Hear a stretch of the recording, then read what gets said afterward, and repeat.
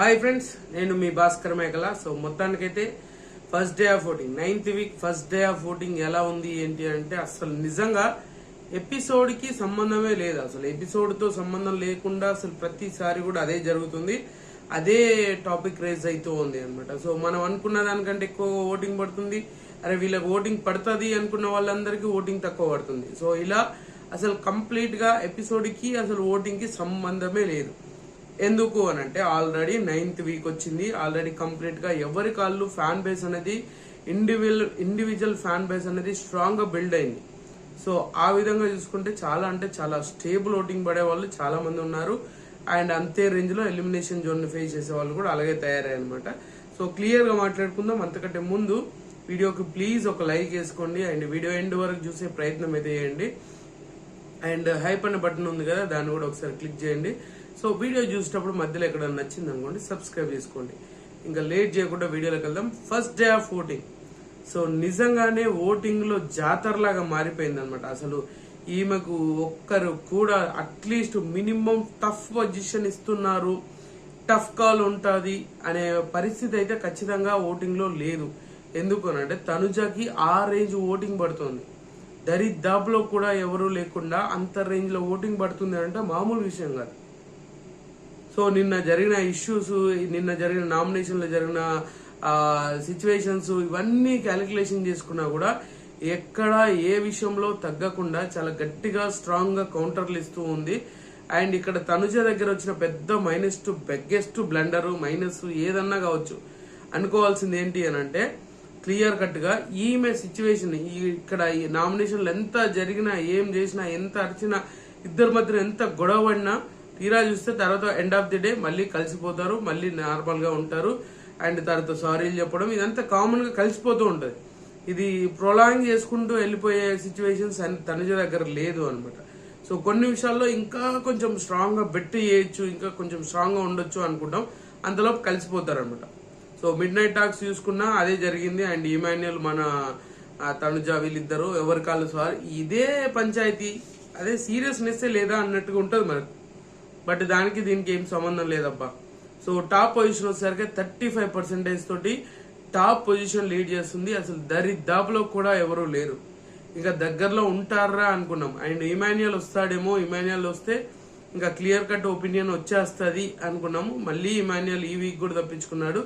ఇంకా ఆయన winner race లో నుంచి తీసేయచ్చేమో, ఎందుకంటే ఇప్పటికి కూడా ఇంకా నామినేషన్ లోకి రాకపోతే ఇంకెప్పుడు వచ్చేది ఆడియన్స్, ఎప్పుడు ఆయన గ్రాప్ చేసే ఆడియన్స్ ఎప్పుడు కనెక్ట్ అయ్యేది అలాగా. సో తనుజాకి ఎవరు ఎన్ని అనుకున్నా ఏం చేసుకున్నా మొత్తానికి స్ట్రాంగెస్ట్ కంటెస్టెంట్ ఎవరన్నా ఉన్నారు ఓట్ బ్యాంక్ అని అంటే ఈమెకు ఫ్రీ ఎగ్జిస్టింగ్ అండ్ ఫ్యాన్ బేసే బీభత్సంగా ఉంది.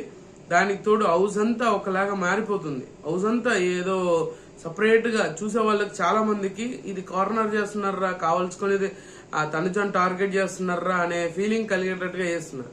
బట్ అక్కడ చేస్తుంది హౌస్ మేట్స్ ఖచ్చితంగా కాదు, కార్నర్ చేయట్లేదు. సో సిచ్యువేషన్ అలా బయటకు పోర్ట్రే అవుతుంది, అంతే సింపుల్ థింగ్. సో 35% తో టాప్ పొజిషన్ ఉంటే సెకండ్ పొజిషన్ వచ్చేసరికి కళ్యాణ్ ఉన్నాడు. సో కళ్యాణ్ కి స్టేబుల్ ఓటింగ్ పడుతుంది, చాలా స్టేబుల్ ఓటింగ్ పడుతుంది. బట్ ఈయన ఫ్యాన్ బేస్, ఈయన ఏంటి, ఈయన విన్నింగ్ రేస్ లో ఎంత వరకు ముందుకెళ్ళగలడు అనేది అయితే క్లియర్ కట్ గా తెలిసిపోతుంది అన్నమాట. సో 18% తోటి మనడు టాప్ 2లో ఉన్నాడు.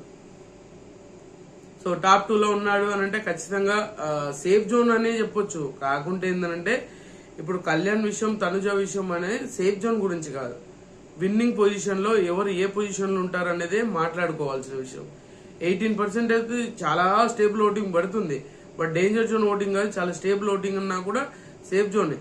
బట్ ఏంటంటే విన్నర్ రేస్ కావాల్సిన ఓటింగ్ ఖచ్చితంగా కళ్యాణ్ పడట్లే. ఇది ఎవరు అబ్జర్వ్ చేయట్లే, ఎవరు ఆలోచించట్లే. ఎంతసేపు తనుజ అని చెప్పేసి అక్కడే మీరు నెగిటివ్ గా కామెంట్స్ చేసినా, పాజిటివ్ గా కామెంట్ చేసినా తనుజ చుట్టే తిరుగుతూ ఉంది. సో నిజంగా చెప్పాలి అని అంటే బిగ్ బాస్ అంతా కంప్లీట్ గా తనుజ చుట్టే తిరుగుతుంది. నిన్న నామినేషన్ చూస్తే మీకు అర్థమైపోతుంది, ఏ సిచ్యువేషన్ జరిగినా ఏమైనా కూడా కంప్లీట్ గా ఓవరాల్ గా గ్రాఫ్ చేసేదంతా తనుజానే. సో తనుజ బేస్ మీదనే నడుస్తూ ఉంది అన్నట్టుగా తయారు చేశారు. సో అదే రేంజ్ లో తయారవుతుంది కూడా బిగ్ బాస్. సో 18% తోటి టాప్ 2లో ఉంటే అంతే రేంజ్ లో ఓటింగ్ పడుతుంది సుమన్ శెట్టి. సో మామూలు కాదు, దరిదాపులో కూడా లేరు అంటే ఈయనకు అంత రేంజ్ ఓటింగ్ పడుతుంది అంటే, అంత కంటెంట్ వస్తుంది అంటే, మిగతా వాళ్ళ లాగానే సుమనన్న విషయంలో కూడా జరుగుతుంది అదే. ఏం జరుగుతుందిరా అంటే, సుమనన్న విషయంలో కూడా పెద్ద ఇంపాక్ట్ చూపించేంత ఎపిసోడ్లు, ఇంపాక్ట్ చూపించేంత కంటెంట్ లేకపోయినా కూడా ఈయనకు కావాల్సిన అవుట్పుట్ ఈయనకు వస్తుంది. ఈయనకు కావాల్సిన బయట మీమర్స్ కానీ, ఈ పిఆర్స్ కానీ చాలా వరకు ఈయనను సోషల్ మీడియాలో బీభత్సంగా చేస్తున్నారు. అన్న దగ్గినా పెద్ద వైరలే, అన్న తుమ్మినా వైరలే, అన్న మాట్లాడినా వైరలే, అన్న మాట్లాడకపోయినా వైరలే. సో మొత్తానికి వైరల్ ప్రపంచానికి అన్న ఒక బ్రాండ్ అంబాసిడర్ లాగా ఉన్నాడు అని అంటే ఆలోచించాల్సిన అవసరం లేదు. అన్న కరెక్టే కదా అనే ఫీలింగ్ లో ఫ్లోలో వెళ్ళిపోవచ్చు అనమాట. సో అది ఆలోచించకుండా ఎక్కడికో వెళ్ళిపోవాలి, ఎక్కడో జరుగుతుంది అంటే చెప్పలేదు. సో సుమన్ శెట్టికి 14% తోటి 3rd పొజిషన్ లీడ్ చేస్తున్నాడు. షాకింగ్ గా అనిపించినా చాలా మంది దీన్ని జీర్ణించుకోలేని మనుషులు చాలా మంది ఉంటారు. బట్ ఏంటంటే ఖచ్చితంగా 3rd పొజిషన్ లో ఉన్నాడు.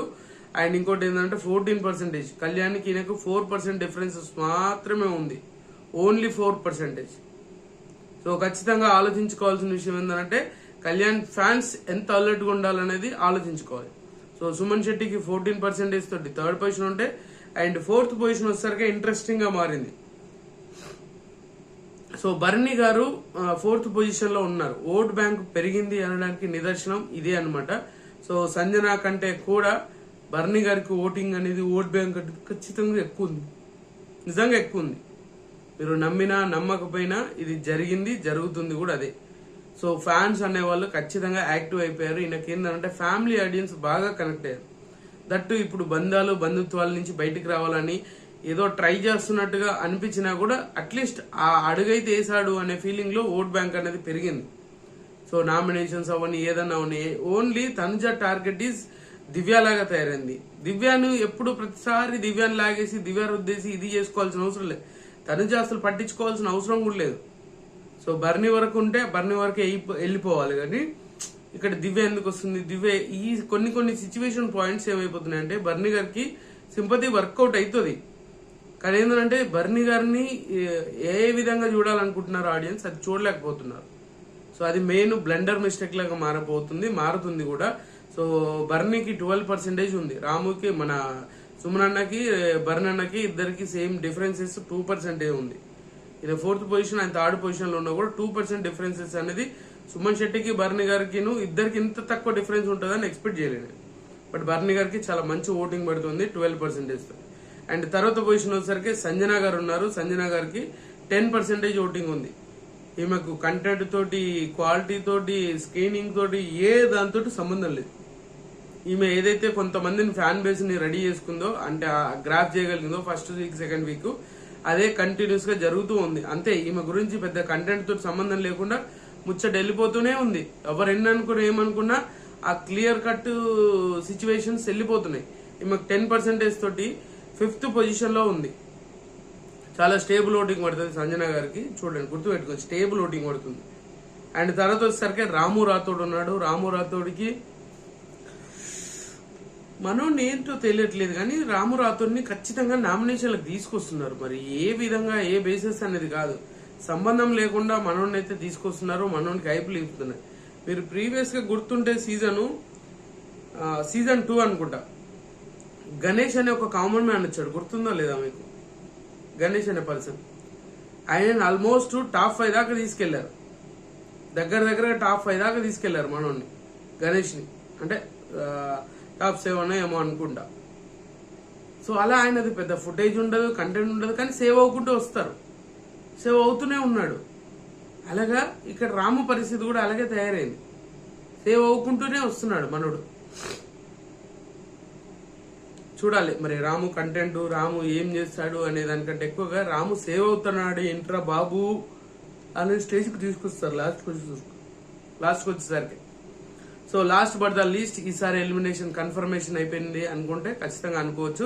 సాయి శ్రీనివాస్ నామినేషన్ లో ఉన్నాడు అండ్ ఆయన లాస్ట్ పొజిషన్ లో ఉన్నాడు. అది కూడా 3% to 4% ఓటింగ్ పడుతుంది. 3%, మాక్సిమం 3% పడుతుంది. సో ఈయన ఎలా అంటే తెలియకుండానే ఈసారి కూడా ఈయన వెళ్ళిపోతాడు అని అంటే అన్ని తెలిసి వెళ్ళిపోతాడు అనేది క్లియర్.